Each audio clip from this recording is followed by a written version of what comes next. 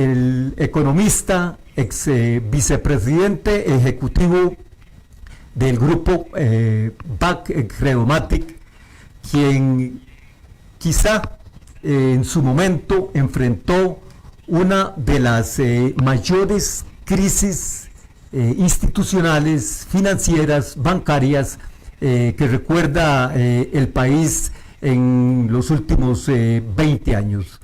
Se trata de la corrida de fondos millonaria que hubo en cuestión de 48 horas en el entonces Banco BAC San José, del cual don Gerardo era su gerente general con apenas 4 años de llegado, pero con una vasta experiencia ya en la banca nacional. Pero le damos la bienvenida a don Gerardo. Buenos días, don Gerardo. Muchas gracias, buenos días, don Edgar, a la orden suya. Muchas gracias, don Gerardo.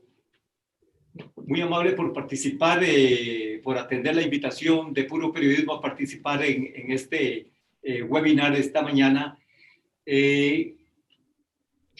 ¿Usted recuerda aún las circunstancias de aquella emergencia afrontada por BAC San José en aquel momento?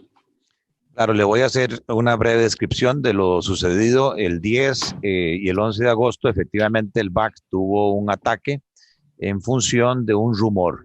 Recuérdese que en ese momento no habían redes sociales. Un rumor fundamentado en que supuestamente al BAC lo iba a intervenir la Superintendencia General de Entidades Financieras. Y el mensaje que se transmitía era, en consecuencia, saque la plata de ahí. ¿Por qué? Porque en la historia costarricense, por diversas razones, ningún banco que ha sido intervenido por la SUGEF se ha rescatado, ha sobrevivido. O sea, todos los bancos intervenidos terminan siendo quebrados. Y recuérdese que en ese momento había una situación previa, reciente, del Banco Elca, donde se había intervenido el Banco Elca, que finalmente quebró, y sobre todo se habían afectado los médicos del Hospital Cima. Nuestras investigaciones en ese momento dieron que los primeros mensajes, que eran mensajes de texto o llamadas telefónicas, venían de médicos del Hospital Cima que ya habían pasado por la experiencia, que les habían congelado los fondos, las cuentas de ahorro en el Banco Elca, y malintencionadamente un pequeño grupo trató de que se afectara la situación del BAC y en pocos minutos, a pesar de que teníamos la mejor calificación, los mejores índices financieros del sistema costarricense, a pesar de eso, la gente empezó a creer el rumor. Aquí hay un primer mensaje, y es que cuando se trata de dineros, cuando se trata de platas, sobre todo lo que son depósitos de planillas o dineros de MIPYMES, dineros que son el sustento diario de personas y pequeñas empresas, la gente lo que prefiere es, bueno, yo no creo que eso sea así, pero en cuestión de dudas, mejor voy a ir a sacar la plata.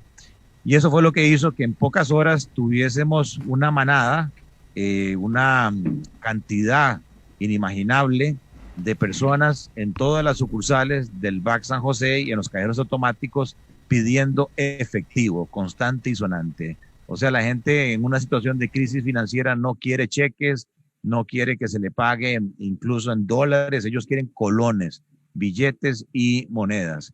Y entonces en muy poco tiempo nos vimos enfrentados a una cuestión inédita y a la obligación de montar un equipo prácticamente de guerra para hacerle frente al problema, y eso fue lo que hicimos, reunirnos desde el punto de vista del equipo del BAC, arrancando por la cabeza, digamos, el presidente de junta directiva, mi persona como gerente general y el grupo gerencial, para implementar un manejo de crisis que, conforme vaya avanzando en la explicación, tiene mucho que ver también con el manejo de la comunicación. Muchas gracias, don Gerardo, por esta primera explicación sobre lo ocurrido en aquel momento con la emergencia en BAC San José y el manejo que ustedes le dieron. Usted en aquel momento dijo que su reacción, más allá de una lección académica, fue una reacción de autodefensa, de autoestima y de seguridad. ¿Por qué? Claro, porque no había razón técnica que justificara esa corrida. Como le digo, los indicadores de liquidez, o sea, el dinero disponible para atender salidas normales, era más que suficiente de acuerdo con los estándares internacionales. Los indicadores de rentabilidad, utilidades, morosidad, todo estaba en regla. La calificación de su jefe era el mejor banco calificado. Y entonces, rápidamente, sin saber de dónde venía el ataque, pues yo lo que interpreté, quieren acabar el BAC por alguna razón, y pues nosotros estábamos muy apasionados con la organización, había una gran identificación, un compromiso con la marca, con la entidad, con los socios, y entonces el grupo gerencial prácticamente que lo tomó a título personal y nos dimos a la tarea de rescatar la organización, de enfrentar ese ataque infundado, incluso prácticamente sin dormir. Pasamos ahí atendiendo los requerimientos de efectivo. En algún momento se dijo, hay que cerrar las sucursales porque el horario normal es hasta las 7 de la noche. Y yo dije, no, nosotros no podemos cerrar porque si cerramos la gente va a entender que efectivamente el rumor es cierto. Y salí a los medios a decir, aquí vamos a estar desembolsando dinero hasta que se nos acabe el efectivo que tenemos en caja, y así fue como a las 2 de la mañana del 11 de agosto cerramos, pero dijimos a partir de ese mismo día a las 7 de la mañana vamos a estar disponibles de nuevo atendiendo los requerimientos, y eso generó mucha confianza en los clientes. Don Gerardo, usted está tratando un tema de confianza en este instante, de imagen y de estabilidad, si se podría resumir las palabras que usted está expresando de cara al manejo de una organización bancaria. De las dimensiones que ha llegado a ser el grupo BAC en Centroamérica y más allá. Don Gerardo, si usted pudiera resumirle a los que nos están siguiendo en este webinar, ¿cuáles fueron 3 medidas clave de reacción ante aquella emergencia? Claro, lo primero fue reunir un equipo técnico que se encargara de todos los temas de logística. Es muy importante en esta situación manejar la disponibilidad de efectivo, y eso implica tener que coordinar el movimiento de dinero a todo el país de punta a punta, alimentar cajeros automáticos, alimentar sucursales, para evitar que se confirmara el rumor de que el BAC no tenía efectivo para hacerle frente a sus retiros. En segundo lugar, nosotros lo que hicimos fue desembolsar de inmediato todas las líneas de crédito que teníamos disponibles, tanto locales como del exterior. Incluso muchos bancos del exterior no se dieron cuenta de que el BAC estaba en una crisis, sino tiempo después, para precisamente llenarnos de efectivo más allá de los requerimientos normales, porque lo que sucede es que hay un pico de necesidad de efectivo, y lo que hicimos fue traerlo incluso del exterior. Y un tercer tema, que no por ser tercero es el menos importante, el manejo de la comunicación. Este servidor tomó la decisión de tener una sola cara, un solo mensaje, tanto a nivel de comunicación interna, tanto a nivel de comunicación con autoridades, tanto a nivel de comunicación con los medios de prensa, muy importante, y tener acceso a todo aquel que quisiera obtener información de primera fuente, redacción de comunicados, correos.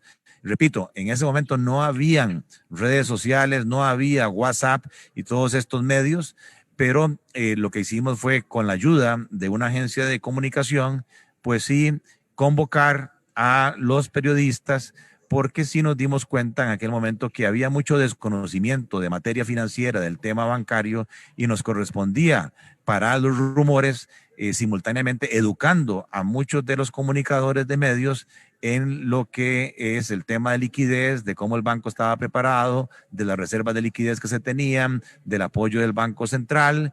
Y así fue como poco a poco fuimos mitigando los rumores, hasta que el 11 de agosto, prácticamente 40 y resto de horas después, el Banco Central salió a decir que garantizaba la liquidez del BAC, y eso hizo que de nuevo regresara la confianza a la institución. Don Gerardo. Usted es caracterizado como una persona perfeccionista, muy estricto, pero a la vez muy afable y conversador dentro de sus características personales.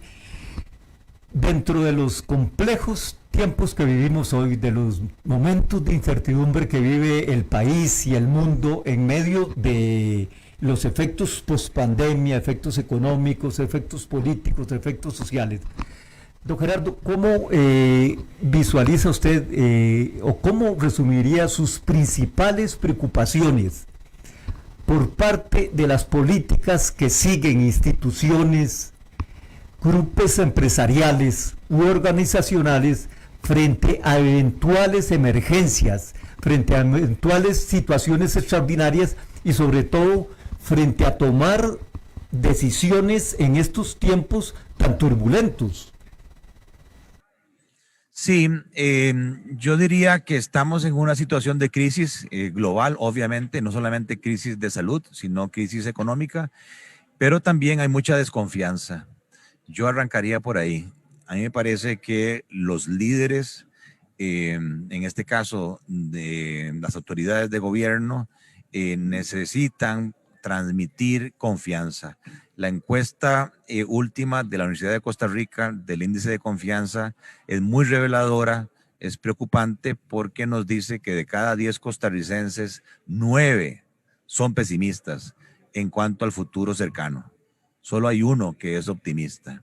Y claro, yo creo que ese es el cúmulo de una serie de frustraciones que venimos acumulando en cuanto a poco crecimiento económico, alto desempleo, problemas de finanzas públicas y que la pandemia pues nos vino a desnudar en cuanto a esa situación, y como esto se ha alargado más allá, pues ya hay más de 500,000 personas sin ingresos, desempleadas, y a nivel de subempleo hay una suma parecida, o sea, estamos hablando de 1 millón de costarricenses con problemas de ingresos.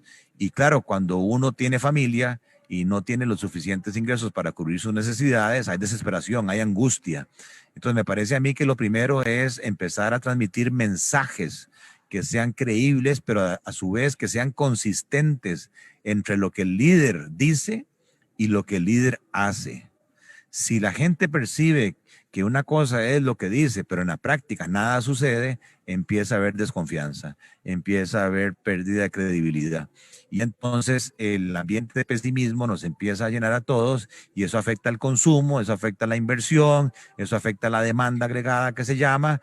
Los empresarios en consecuencia no pueden vender todos sus productos, se llenan de inventarios, no necesitan en consecuencia seguir produciendo, empiezan a despedir gente y nos metemos en un círculo vicioso. Y es ahí donde creo yo que estamos en este momento. Y el segundo mensaje es sentido de urgencia.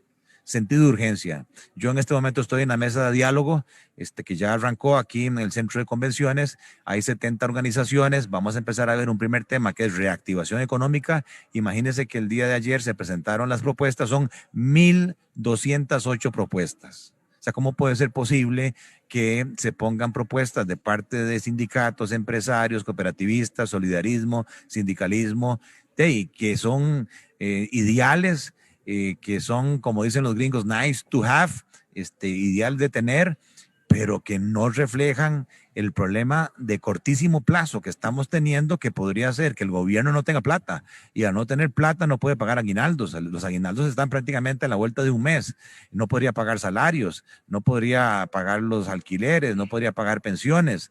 O sea, para mí la gente todavía sigue creyendo que la condición es normal y pretenden que aquí se discutan medidas que llevan años de no discutirse, problemas de larguísimo plazo que todos quisiéramos que se resuelvan, pero que el tiempo aprieta. Y entonces sí, si hay petróleo, si hay oro, si hay gas en Costa Rica, sí, explotémoslo, pero eso va a tomar sus años. Lo que se está pidiendo es propóngame algo que tenga impacto casi que inmediato, y ese sentido de urgencia siento que no se tiene, no hay conciencia del problema en que estamos, de la magnitud del problema, y si no logramos resolver eso, pues lamentablemente la economía se ajusta por sí sola, que es lo que uno no quisiera pensar, porque ya tenemos presión en el tipo de cambio, ya el precio de los títulos externos se está cayendo 17 puntos, ya hay problemas de flujo de caja, el desempleo está disparado, De tal manera de que yo transmito a través de este webinar un mensaje de conciencia, de sentido de urgencia, de ejecución, de confianza y de liderazgo político que nos está haciendo falta. Muchísimas gracias, doctor. Por haber aceptado participar esta mañana en nuestro webinar Comunicación en tiempos de crisis. Muchísimas gracias por su tiempo, por sus reflexiones y esperamos compartir en una futura oportunidad. Muchas gracias.